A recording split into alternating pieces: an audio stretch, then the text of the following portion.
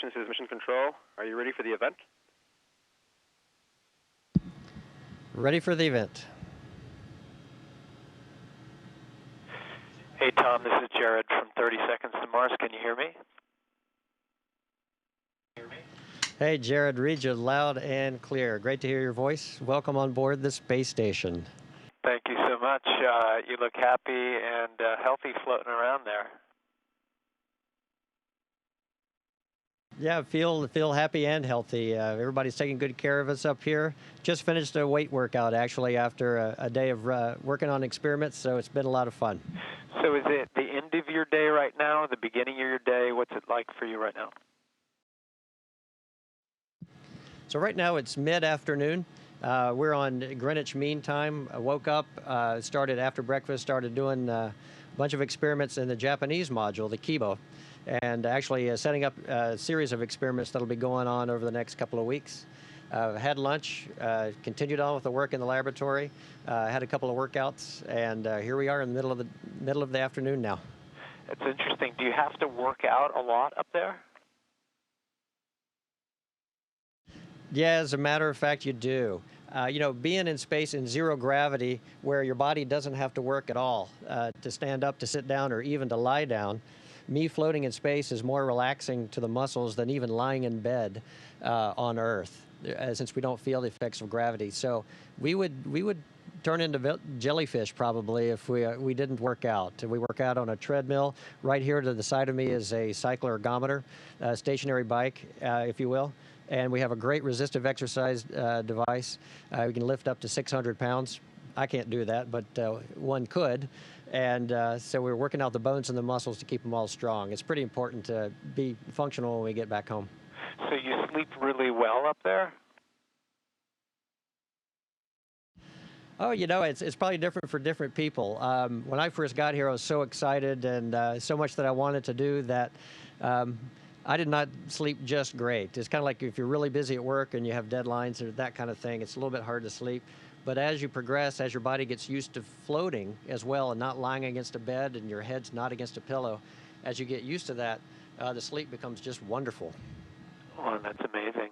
And what about eating? How often do you have to eat? Do you have to eat extra calories while you're up there? Or? We listen to our bodies and eat when we're hungry. We were told that we can lose weight if we don't work at it. There's something about, we don't quite understand it, but something about living in zero gravity, even though we are floating a lot of the time. Maybe it's all the workouts we do, but we need more calories than we think we do. And so we eat a good bit. We have this pantry that's just stocked full of stuff. We can eat whenever we have time, and there is time set aside for each meal of the day. So we work it in. The food's great. What about dreams? What are your dreams like up there? Are they vivid? Are they different? I've talked to a lot of astronauts about that, and my dreams have not changed. But I understand a lot of astronauts have floating dreams. That's typically the most common kind that are different. Well, I take that back. I did have one floating dream. I was outside the space station, not in a spacesuit, floating around the outside and looking at it. And that was a little bit exciting, a little overly exciting at the time, but when I had the dream. But it was a lot of fun, actually, too. Does it feel spacious up there? It actually does. So you're looking at this module here, and we're surrounded by outer space just on the sides here, and the top and the bottom, surrounded by outer space all around. And you'd think it'd be kind of confining, but the space station is about the size of a 5-bedroom house, and you don't have to stand on the floor. I can use the wall as a floor. I can be up on the ceiling. So you actually have more space than you think you do. It's easy to move around. We can float by each other. Sometimes we move these racks up and we obstruct the area completely, but we can still easily float on by. So actually it feels quite spacious. I don't feel confined at all. Well, that's amazing. Do you ever listen to music while you're up there? I do. During workouts is the most common time, I think, when people listen to music. Sometimes, not me, but others might listen to music while they're working on their laptop, something like that. Music's very much a part of our lives up here. Chris Hadfield is a musician himself, a performer, and so he's been playing and recording some music up here. Quite a few astronauts actually play instruments. I play a little classical guitar myself, but listening to music helps us get through the workouts, and for some people might help them relax at night as well. Got it. Did you get the CD from a little band called 30 Seconds to Mars with a song called Up in the Air? Did you get that? Did it make it up there?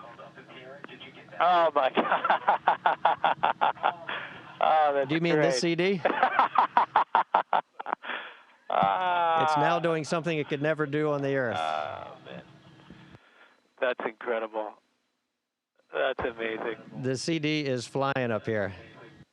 Very, very cool. That's a moment of that we'll never forget right there. Thank you so much for spinning that around. We've been wondering and thinking about that a lot. That's great. That's wonderful. We found it surprising that you guys are still I'm listening sure to CDs too. Oh yeah, we have that. We have other devices, just can listen to WAV files, that sort of thing. But having a CD around is very nice as well. I actually wrote a little note to you guys. I hope that you got it. It was in the CD alongside it. Sure did, Red. It was very nice. Really appreciate it. We pulled it out and read it after Kevin had left. He didn't have a chance to see it, but Chris Hadfield had a chance to read it, and Roman Romanenko, our Russian colleague. And when 3 more come up, we'll have a chance to read it as well. But it was very nice. Thank you. Well, on behalf of me, Jared, Shannon, and Tomo from 30 Seconds to Mars, we're really so proud to have shared this with you guys here at NASA. You teach us time and time again that the impossible is indeed impossible, and keep pushing on the limits of technology. And it's just such an amazing and inspiring thing that you're all doing. I'd love to ask you a couple of questions that we gathered from fans around the world, if that's okay. Oh, please. That'd be great. This is from @MarsMummy. That's the Twitter handle. What's your most memorable moment on the ISS?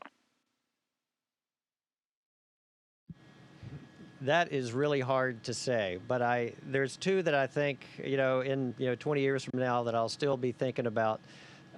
One was my last few seconds on my spacewalk that I did when I was on a shuttle flight up here on a construction mission. And it was my last few seconds on my last spacewalk and just looking down between my feet down at the Earth. And I believe I was looking at the Kamchatka Peninsula on the eastern coast of Russia and looking at the mountains in the Alpenglow. And that was a spectacularly beautiful moment, but a poignant one for me because I didn't know if that would be the last spacewalk I'd ever do. And as it turns out, it probably was. The other moment, most of us share our best moments with a colleague. And another moment was looking out the window. Looking at the East Coast with a storm again at sunset. There was lightning. In the storm, you could see greens and blues and yellows and oranges in the lightning, but the lightning was buried in the clouds, so it was just these tufts of light scattered all around. And it was just breathtaking. I really felt at that moment almost like an alien looking down at Earth, seeing something that otherwise you just couldn't see. So I'll certainly never forget that, particularly because I was able to share it with one of my crewmates. That sounds beautiful. @Elena_DCast says, if you could choose to live either in space or Earth, which would it be? I spent my whole life being curious about space, and I'm very lucky, very privileged to have that curiosity satisfied. There's always more to learn, but as wonderful as it is up here, we all kind of agree. We look back at the Earth and we fall back in love with the Earth again.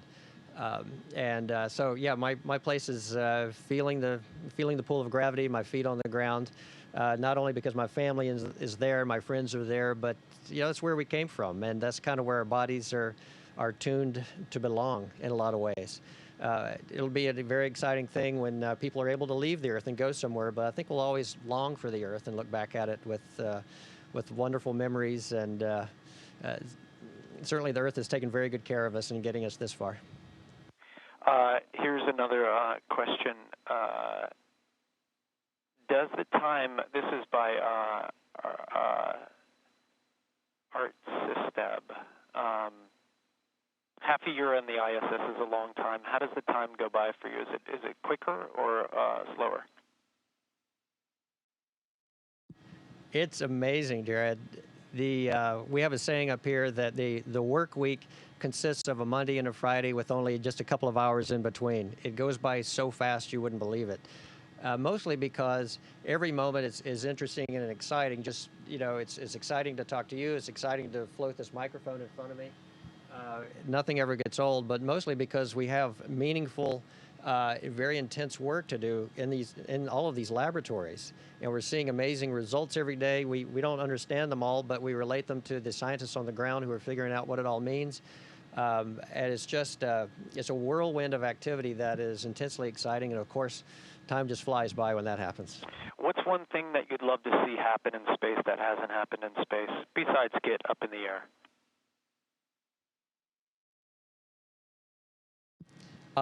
If you mean as a nation, we'd love to get back outside of low Earth orbit. As low Earth orbit is an important place to be to learn how to do space flight. So we can mature as a spacefaring nation. But regardless of the destination, whether it's Mars, an asteroid, or the moon, I think everybody's looking forward to getting back beyond that and seeing those photos and hearing the voice of the person that looks back and sees the Earth as a sphere, as a ball again. That's an incredibly meaningful moment, and looking forward to that happen again. Have you seen anything unexpected or strange out there? What's the weirdest thing you've ever seen up there? You can tell us the secrets. It's okay. We won't tell anybody. Oh yeah. No, there's the outside the window strange things, and inside the cabin.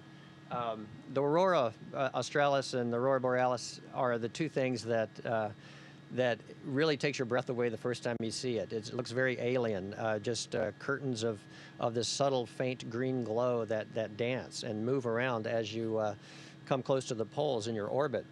I saw a shooting star, my first one actually, and that was under me.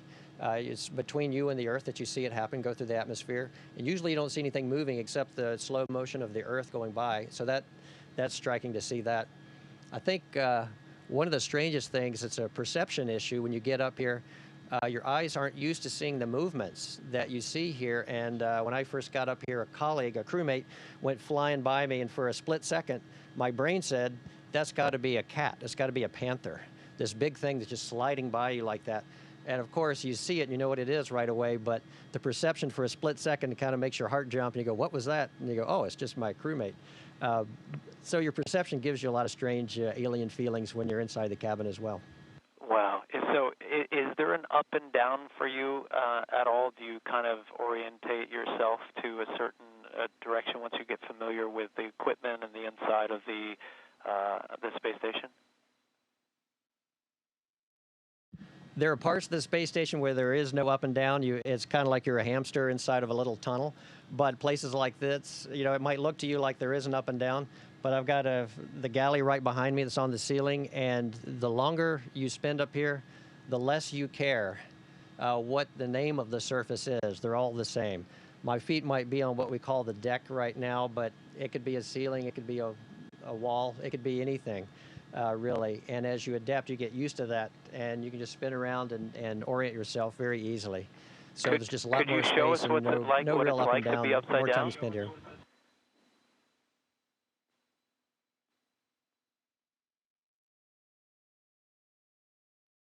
And actually, I'm not upside down. The camera's upside down. Now the camera's attached to the ceiling. Okay, great. And I'm on the floor. Oh, so as you get adapted, you find that out right away. Nice. There's a question, have you ever danced in space, and will you show us what a little dance is like right now?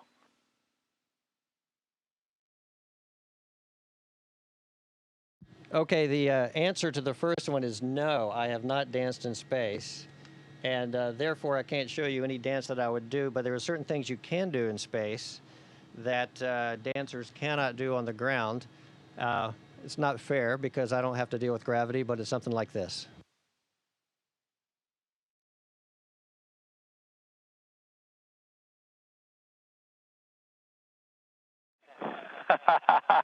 And being scientists, we love the demonstrations of angular momentum as well, so That's great. that's always fun to do. That's great. Wonderful. Do you often hit your head in space? That's a question from Julia 23. Julia 23. That is a great question, and the answer is yes, unfortunately, especially when you first get here. And then it's probably like a skier or a toddler learning to walk. The more confidence you get, the faster you go, and then you have to learn your lessons all over again. So I don't whack my head on hatches anymore, but you know, you get busy, you lift your head up, and you might hit a laptop. You see things all around us. So yeah, your head gets used to getting bonked quite a bit, and the more experience you get, the more you learn to look behind you before you start to move around too much. We have 1 minute left, so just a couple more quick questions. Being up in space, does it make you think about humanity differently? Absolutely, because the world is so beautiful from what we see, but we don't see the activity of the humans down there. We read about it, and it's all astronauts say this. You see the Earth, there's no borders. The atmosphere is only just about an inch thick if you hold your hand out and do your fingers like that. So the Earth is an incredibly fragile, precious place where the humans live. And so it gives you a lot of love for not only the planet, but for the humans on it. And you sometimes wish we could behave better sometimes down there, but ultimately it gives you a lot of a thrill and a lot of confidence in the future of the human race. Well, our band is called 30 Seconds to Mars, and someone wants to know if we'll ever actually be 30 seconds to Mars. Oh, I think there's no question at all. The question is when. Mars is kind of a sister or a brother to the planet Earth, along with Venus. A lot to learn there, and that seems to be a logical place for humans to go someday. So I think there's no question we will be. Well, maybe you can make a dream come true and just say our band name from space one time so we can have it blasted out to the universe. Well, Jared and Shannon and Tomo of 30 Seconds to Mars, great talking to you today. Welcome on board the space station, and really enjoyed having a few moments with you. Thank you.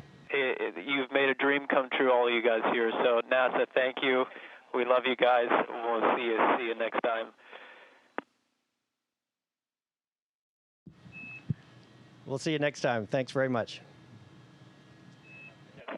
We're all waving to you and smiling ear to ear. This has been a pleasure, and we'll see you another time. Thanks so much, and safe travels. Thank you very much. Yeah, y'all travel safely too.